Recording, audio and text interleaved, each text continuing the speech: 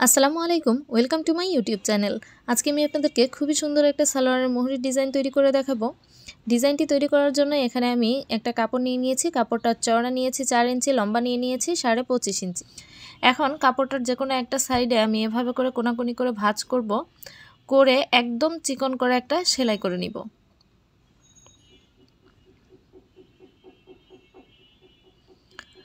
এভাবে করে একটা সেলাই করে নিলাম। তারপরে হাফ ইঞ্চি দূরত্ব রেখে, মানে হাফ ইঞ্চি ফাঁকা করে আমি আরও একটা সেলাই করে নিব। হাফ ইঞ্চি ফাঁকা করে আমি আরও একটা সেলাই করে নিলাম। একইভাবে আরও একটা সেলাই করে নিব। হাফ ইঞ্চি ফাঁকা করে কাপড়টাকে এভাবে করে ভাঁজ করে আমি আরও একটা সেলাই করে নিচ্ছি। এভাবে করে মোট 3টা সেলাই করে নিলাম। নেওয়ার পরে এখন কাপড়টার বিপরীত সাইডেও আমি একইভাবে এভাবে করে ভাঁজ করব। আমি ভাঁজ করে এভাবে করে আয়রন করে চিহ্নগুলো করে নিয়েছি।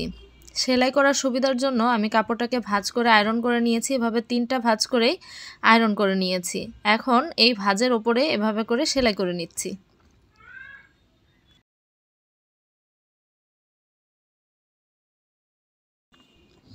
এভাবে সেলাই করা নেওয়ার পরে আমি কাপড়টাকে আয়রন করে নিব। নিয়ে এই সাইডটাতেও আমি একইভাবে ভাঁজগুলো করে আয়রন করে নিয়েছি। তারপরে এই ভাঁজের ওপর দিয়ে সেলাই করে নিচ্ছি। 3টা করে ভাঁজ করে আয়রন করে নিয়েছি। সেলাইয়ের সুবিধার জন্য আপনারা চাইলে এভাবে ভাঁজ করে আয়রন করে নিতে পারেন, না হলে দাগ দিয়ে দিতে পারেন। তারপরে একটা সাইড সেলাই করার পরে অন্য সাইডটাও এভাবে করে ভাঁজ করে ধরে সেলাই করে নিব।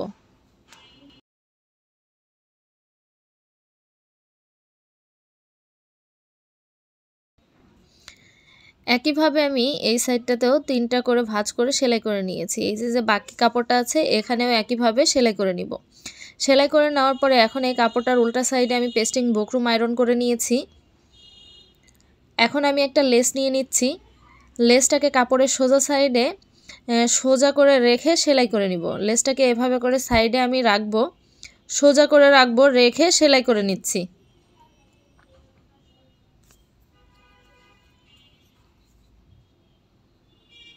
একটা সাইডে লেসটাকে সেলাই করে নেওয়ার পরে অন্য সাইডেও লেসটাকে একইভাবে রেখে সেলাই করে নিব।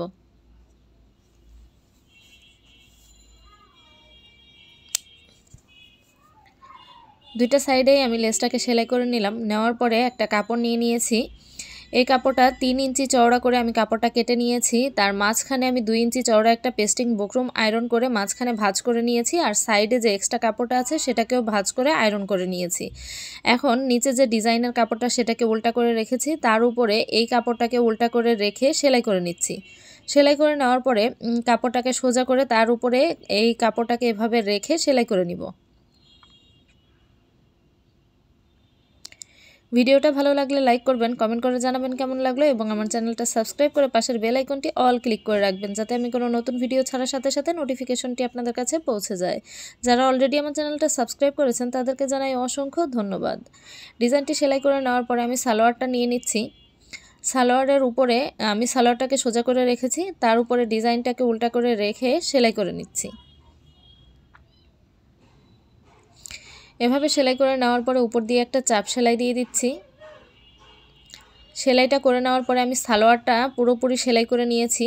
নেওয়ার পরে এখানে আমি একটা আঠা নিয়ে নিচ্ছি B7000। এই আঠাটাকে এভাবে এই বক্সের মধ্যে দিয়ে দিব। দিয়ে তারপরে আমি হাফ পার্ল নিয়ে নিচ্ছি। পুঁতি, হাফ যে পুঁতিগুলো আছে সেই পুঁতিগুলো নিয়ে নিচ্ছি। আপনারা চাইলে এমনি পুঁতিও নিয়ে সেলাই করে দিতে পারেন। আমি এখানে আঠা দিয়ে পুঁতিগুলোকে এভাবে লাগিয়ে নিচ্ছি। সব ডিজাইনের মধ্যে আমি একইভাবে আঠাগুলো দিয়ে পুঁতিগুলো লাগিয়ে নিব।